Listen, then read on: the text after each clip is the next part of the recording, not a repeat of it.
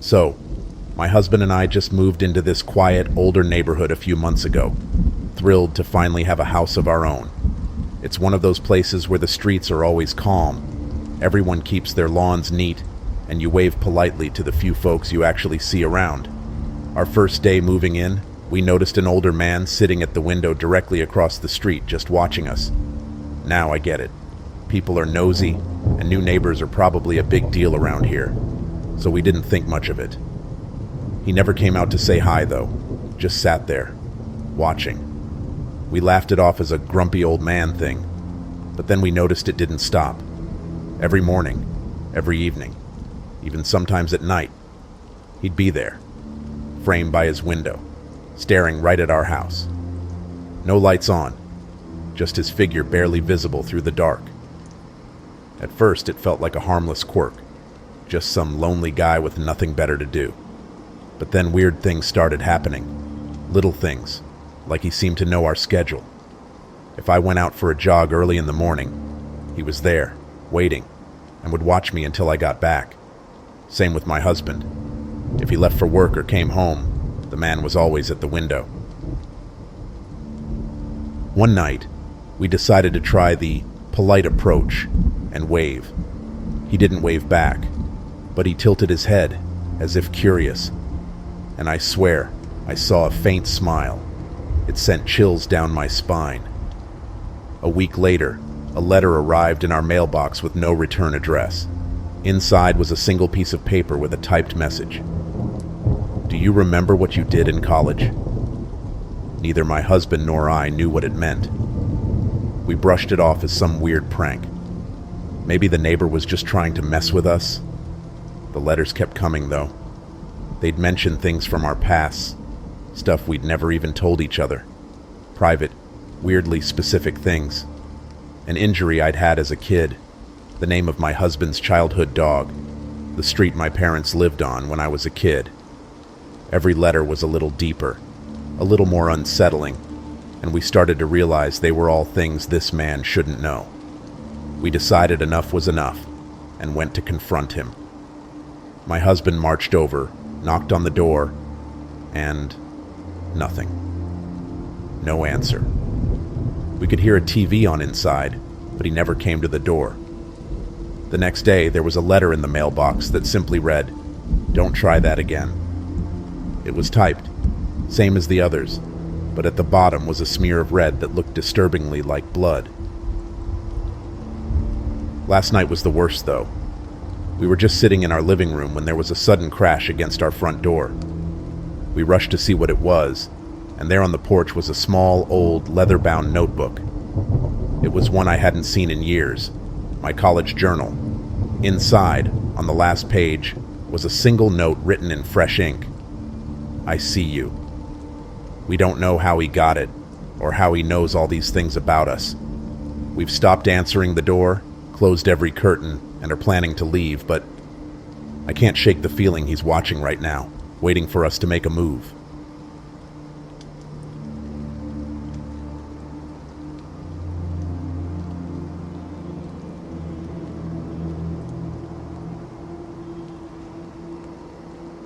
About 2 months ago, I moved into this old apartment building. The place has charm, sure, but the walls are paper thin, and you hear every little noise. At first, it was just typical stuff. Muffled conversations, footsteps, the occasional laugh from the neighbor next door. But then the banging started. It was around midnight one night when I first heard it.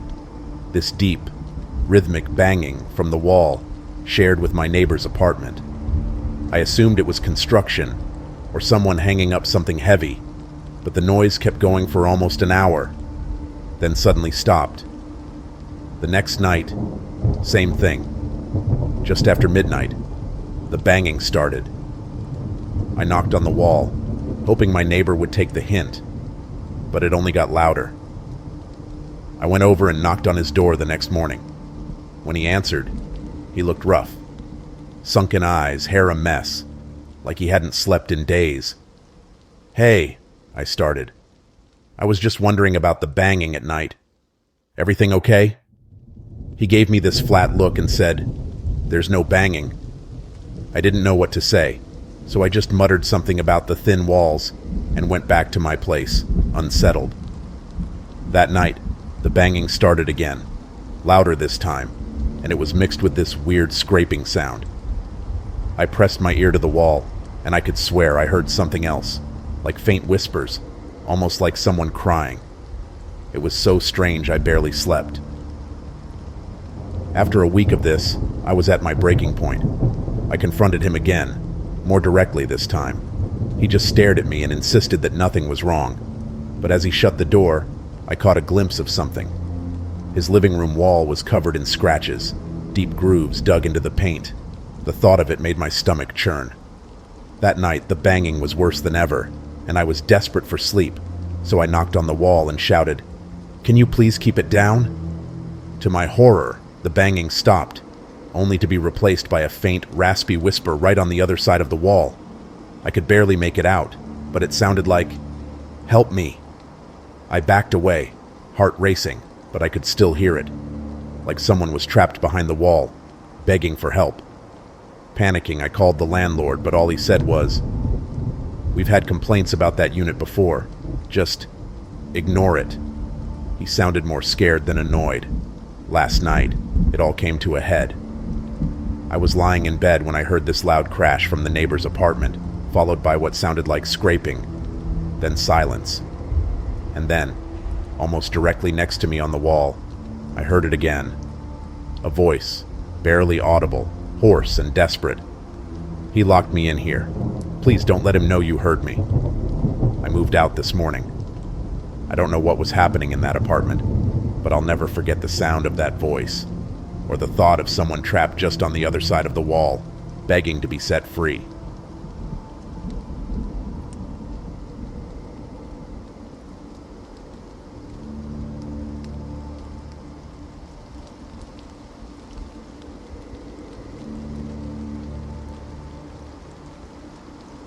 A few months back, I moved into this small, mostly quiet apartment complex.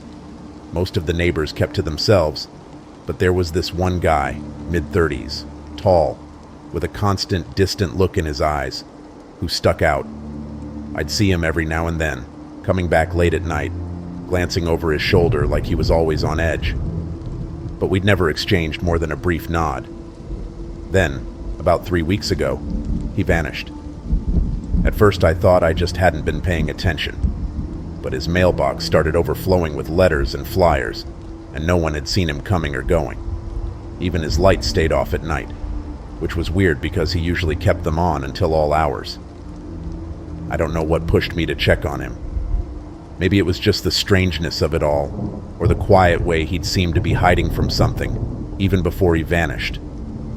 But yesterday I finally decided to knock on his door. No answer. So I went down to the building manager, hoping he'd come with me to take a look. After some convincing, he reluctantly agreed. We opened the door, and immediately the air hit us. It was stale, like the place hadn't been aired out in weeks. Inside, the apartment was cluttered with half-packed boxes, piles of books, and scattered notes everywhere. The weirdest part? Everything was arranged like he'd just been in the middle of something. Like he'd left in a hurry, but only mentally. We went through the living room and I noticed strange markings all over the walls. Symbols I couldn't make sense of, drawn in black marker. It was like he was trying to keep something out, or maybe in. The markings were smudged in places like he'd been restless, circling and reinforcing them again and again. Then we found his bedroom. There was a wall covered entirely with newspaper clippings, articles about local disappearances, mysterious deaths, even legends of hauntings in the area. I scanned over it, feeling increasingly unsettled, when one article made my blood run cold. It was about a young woman who'd gone missing years ago, from this exact apartment building, in an apartment 2 doors down. Just then, I heard a faint rustling from the closet. The manager had moved to check the bathroom, so I was alone. I opened the closet slowly, and inside, I found a small bedroll on the floor, like he'd been sleeping there. A flashlight lay beside it, but there was no sign of him. As I closed the door, I caught a glimpse of something scrawled on the back of it. 4 words, written hastily in marker. "Don't let it in." I stepped back, heart pounding, and the manager came back into the room, looking pale. He muttered something about leaving, and we locked up in silence. Later that night, back in my apartment, I was almost too scared to sleep. But then, I noticed something out my window.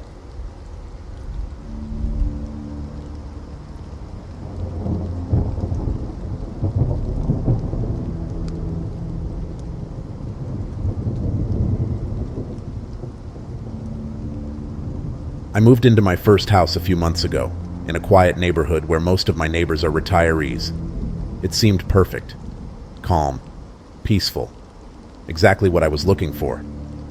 But from the start, there was something off about my next-door neighbor, Mrs. Wilkins.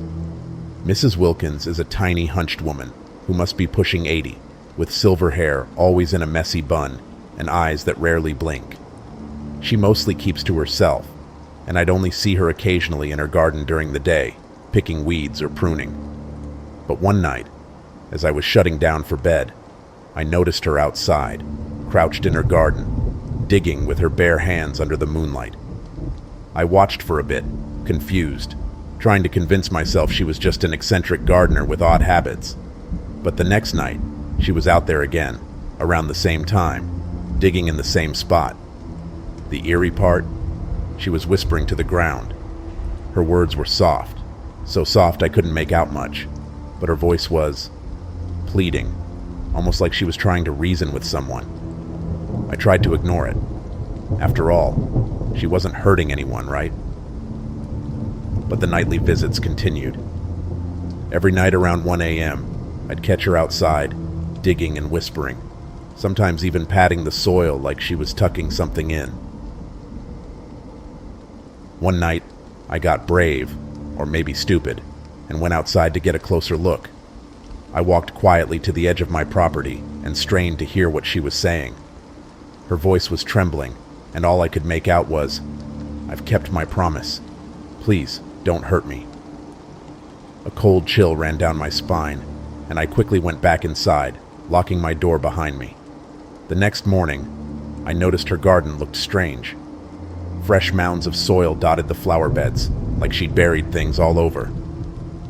That night she was back out there, but this time, her whispers had turned into desperate mutters, and she was pacing, almost frantically, between the mounds. She was holding something in her hands, something small and dark, which she gently placed in one of the holes she'd dug. My curiosity got the best of me. I waited until I was sure she'd gone inside, then grabbed a flashlight and went to inspect one of the mounds. I dug down just a few inches and hit something soft wrapped in a piece of dark cloth. I tugged it out and carefully unwrapped it under my flashlight. Inside was a small, dirt-covered doll made of twigs, bound together with what looked like strands of hair. My stomach churned, and I quickly buried it back, not wanting to see more. The next night, she was out there again, and now her whispering was desperate, pleading, begging. I couldn't sleep, haunted by the way she'd sounded. By 3 a.m., I'd had enough and called the police, worried she might hurt herself. They came, spoke with her for a few minutes, and left, telling me she was fine, just a bit disoriented. But as they were leaving, one of the officers pulled me aside and lowered his voice. "You know she lives alone, right?" he asked, his tone serious. "Yeah," I replied. "Why?" He hesitated. "She's lived here for over 50 years. Her husband disappeared years ago, never found. She claims he's still with her, but she's always been a little off. Since then, I've stayed away from her and her garden, but every night, like clockwork, I see her out there, tending to the mounds, whispering to whatever lies beneath. And sometimes, when I look long enough, I swear I see the mounds shift, like something underneath is listening back."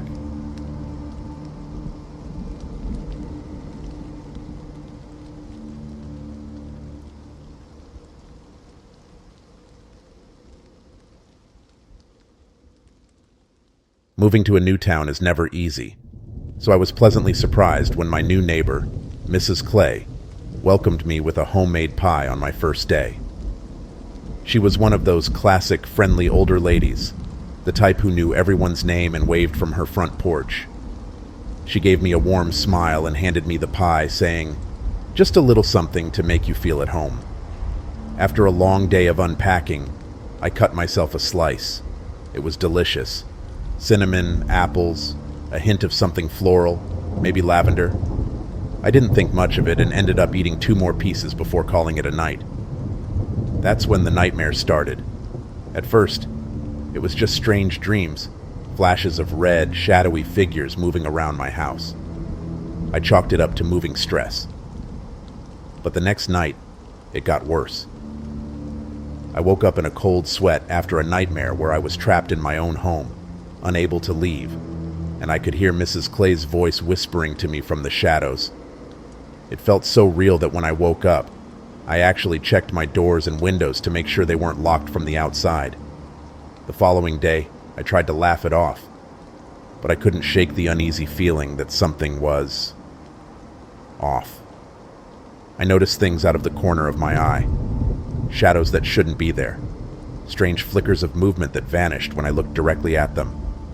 Then, the walls started whispering, soft but insistent, saying my name, telling me to finish the pie.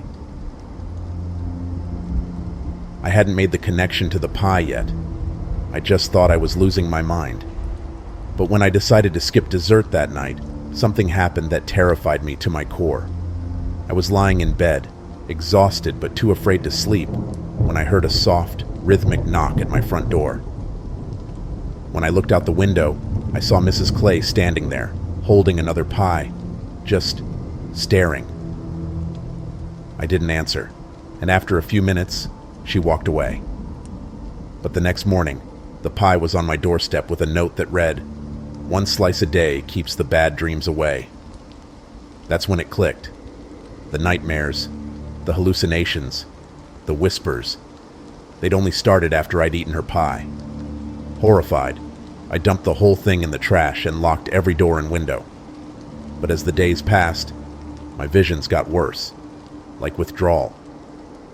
I'd see Mrs. Clay's face appear in the mirrors, grinning as if she knew every dark thought I'd ever had. Shadows would crawl along the walls at night, slowly inching closer, like they were waiting for me to let them in. Desperate, I searched online for any explanation, and I found a local news article. Years ago, Mrs. Clay's husband had died mysteriously, and rumors circulated that she'd been into strange practices, though no one could ever prove anything. People said that after he died, she started baking these pies for neighbors, always smiling, always watching. I wasn't the first new resident to report strange dreams, but no one had ever linked it back to her pies. Maybe they were just afraid, or maybe they couldn't prove it either. Last night, I woke up to the sound of footsteps outside my bedroom door, slow and dragging, like something heavy was being pulled. I don't know if I imagined it, but I swear I could smell cinnamon and apples, stronger and stronger, until I felt like I was choking on it. Today, Mrs. Clay came over to check on me. She stood on my porch, smiling that same knowing smile, and asked if I'd finished the pie. I didn't answer. I couldn't. She just gave me this look, like she could see right through me, and said, "You know, it's rude to waste a gift." Now, every night the shadows are closer, the whispers are louder, and every morning, there's another pie waiting on my doorstep, no matter how many I throw away.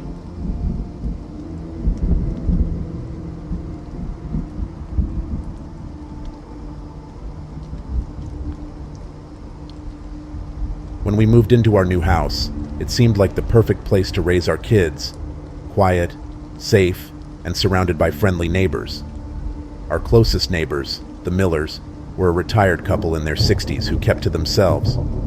They were friendly enough when we moved in, though, and even brought over a little gift basket with snacks and a note welcoming us to the neighborhood. One night, as we were putting the kids to bed, my wife noticed something strange. Across the yard, in the Miller's house, there was a face in their upstairs window. It wasn't either of them, just someone staring out from the dark, empty room, their features shadowed but visible in the dim glow of the streetlight. I tried to brush it off, saying maybe it was a friend of theirs visiting or even a reflection. But the next night, the face was there again. This time, I saw it too. A man's face, with hollow eyes and a thin, almost vacant expression. He just stared, unblinking, unmoving. The next day, I casually asked Mr. Miller if they'd had any guests recently, trying to keep it light. He laughed, shook his head, and told me it was just the two of them in that big old house. I didn't want to push, so I left it at that, though the thought nagged at me all day.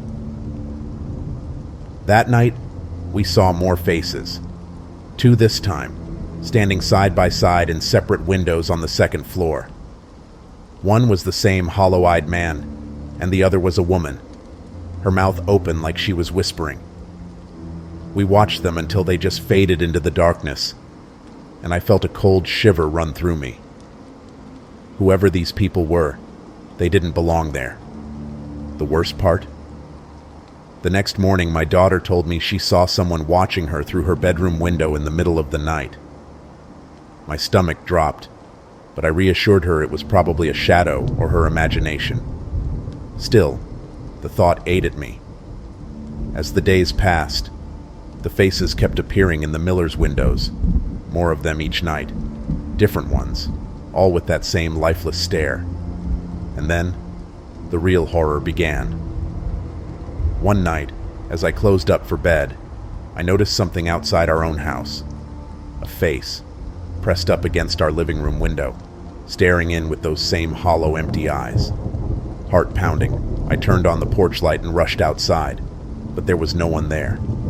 My wife came down, shaken, saying she'd seen one at the kitchen window too.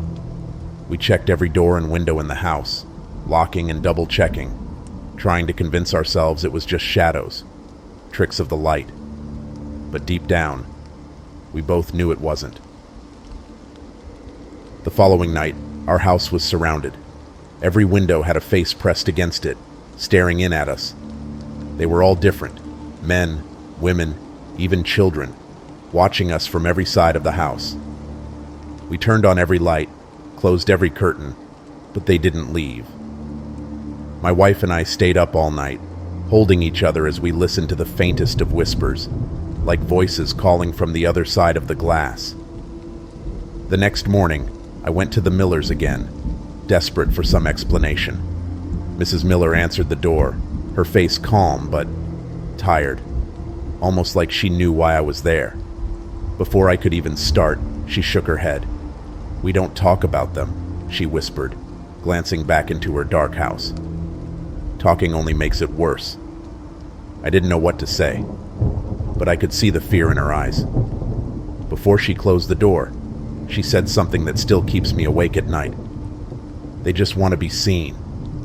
And now that they know you see them, they'll never leave." That was a week ago, and the faces haven't stopped. Every night, they're there, closer, pressing against the glass, staring in at us.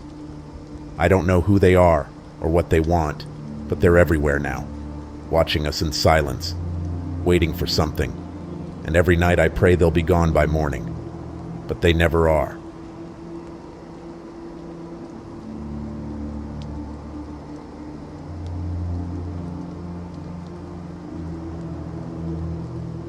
I'd just moved into my new apartment when I met Rick, the guy across the hall. Friendly enough, early 40s, always in a crisp button-down. After a few hallway chats, he invited me to a dinner party he was hosting that Friday. I didn't know anyone in town, so I figured, why not?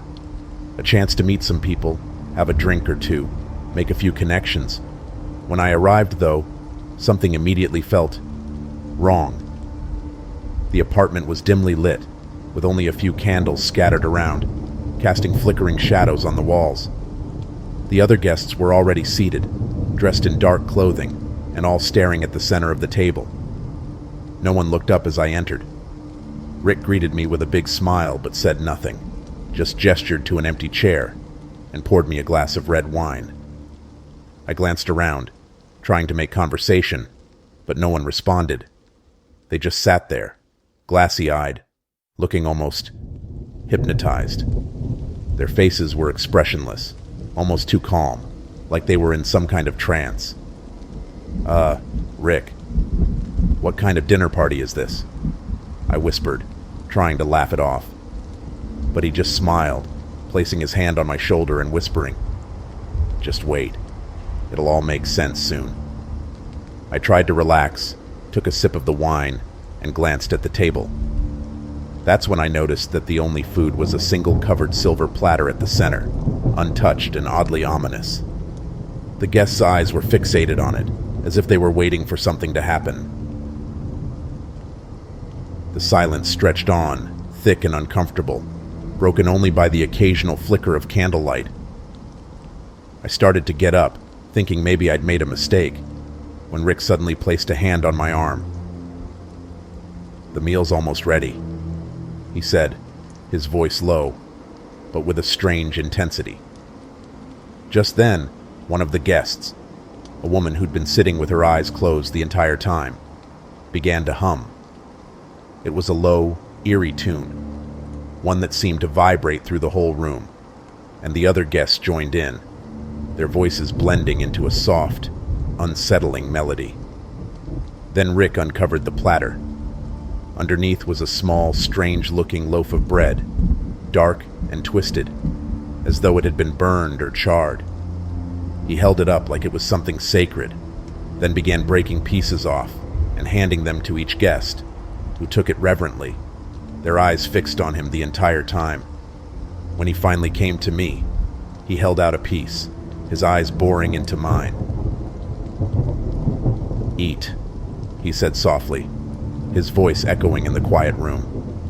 I wanted to refuse, but everyone was staring at me, their faces expectant, unblinking. I took the piece hesitantly, the smell of burnt bread filling my nose. As I brought it to my mouth, the woman across from me leaned forward, her eyes wide and glassy, and whispered, "It's the only way to stay." I froze, piece of bread in hand, feeling the unease crawling up my spine. I didn't want to eat it, but something in their expressions told me that if I didn't, I wouldn't be leaving anytime soon. I forced myself to take a small bite, choking down the bitter taste, and as soon as I swallowed, I felt strange. A heaviness settled over me, and the room seemed to tilt, like I was falling. The next thing I knew, Rick was standing over me, whispering in my ear, "Now, you're one of us." I woke up hours later, lying on the couch in my own apartment, disoriented, and with no memory of how I'd gotten back. My head pounded, and I could still taste that awful bitterness on my tongue. I tried to brush it off as a bad dream, but as I glanced down at my shirt, I noticed something. A small, dark crumb, like a burned piece of bread stuck to the fabric. Since that night, things haven't felt the same. I catch glimpses of the other guests in the hallway, staring at me with those same empty eyes, and Rick always gives me that same knowing smile when we pass each other. Last night, I heard a low hum coming from Rick's apartment, a familiar, eerie melody that I felt drawn to, almost as if I was meant to join in. And tonight, as I sit here, I can feel it growing stronger, a pull that I don't think I can resist much longer. I don't know what happened at that dinner party, or what I ate, but I know one thing. Whatever it was, it's part of me now. And soon, I think I'll be part of them too.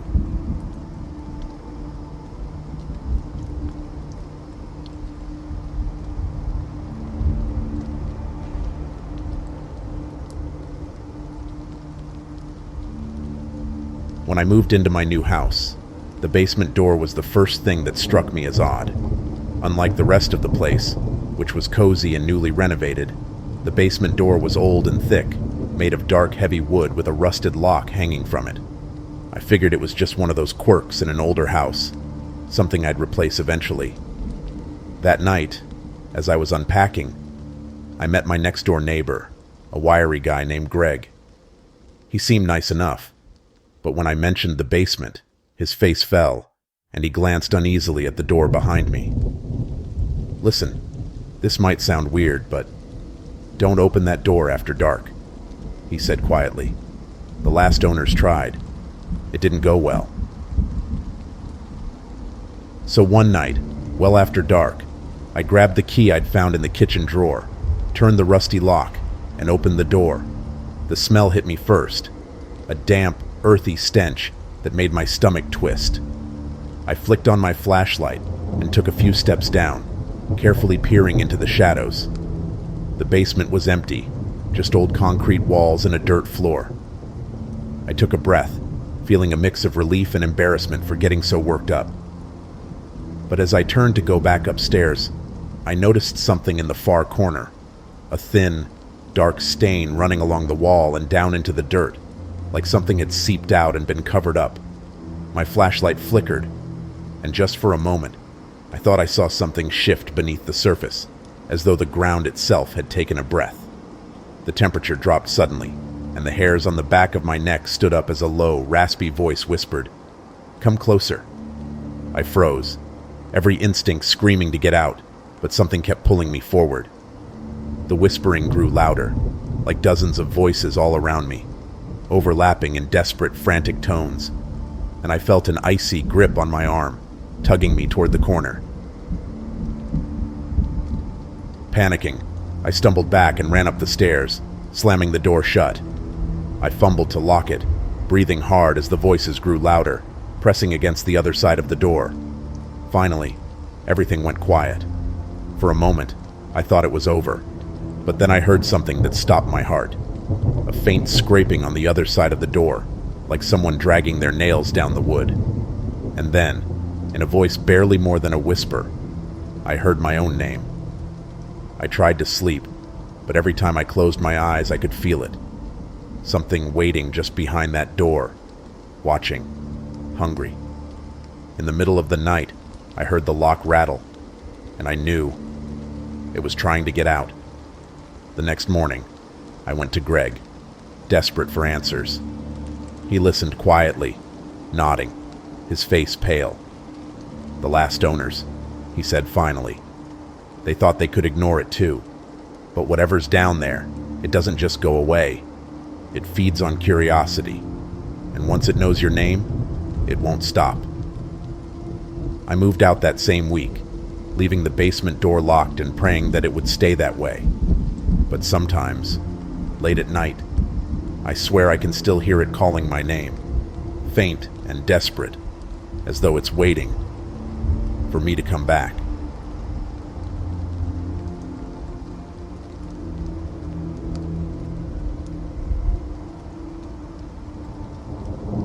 So, this family moves in next door a few months ago, and I'll be honest, they seemed perfect at first. Like, too perfect. Picture this: Dad always smiling, Mom baking cookies, and two kids that never, ever seemed to fight. They even had this golden retriever that looked like it came straight out of a commercial. At first, I didn't think too much about it, but then, little things started to feel off. For one, they never seemed to age. Like, at all. I know that sounds crazy, but no matter how many times I saw them, they looked the exact same. Always dressed perfectly, always smiling in the same way. And they never had visitors. Not once. No friends, no family dropping by. Just them, every day, waving and smiling like they'd rehearsed it. Then one night, I'm out taking the trash when I hear this weird noise coming from their backyard. It's late, like 2 a.m., and there's no reason anyone should be outside. Curiosity got the better of me, so I sneak over to the fence and peek through a crack. And that's when I see it. The dad is digging a huge hole. And he's not just shoveling dirt out. He's doing it like it's his last chance to bury something. And he's muttering to himself in this low, angry tone I've never heard from him before. I couldn't make out all of it, but I swear I heard him say, "This time they'll stay." After that, I kept my distance, but started doing a little digging of my own. Turns out, this same perfect family has been moving from house to house around the area for years. But here's the kicker. Every time they leave a neighborhood, another family goes missing without a trace, No bodies, no clues, just gone. And every time, it's a family with 2 kids, just like them. One night, I'm on my computer looking up these disappearances, and suddenly, I get a message. No subject, no sender, just a single line. Stop looking. I whip around to look out my window, and there they are, the whole family, standing in their yard, staring straight at my house. And I swear, their smiles looked wider than usual. I don't know who or what they are, but every day since, I've noticed things around my house going missing.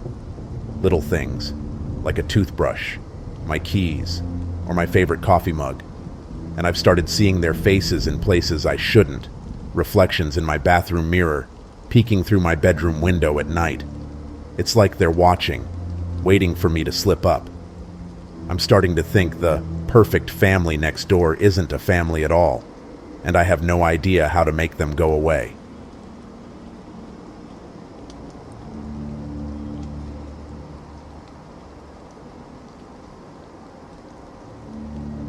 It started with this awful smell seeping through my open windows.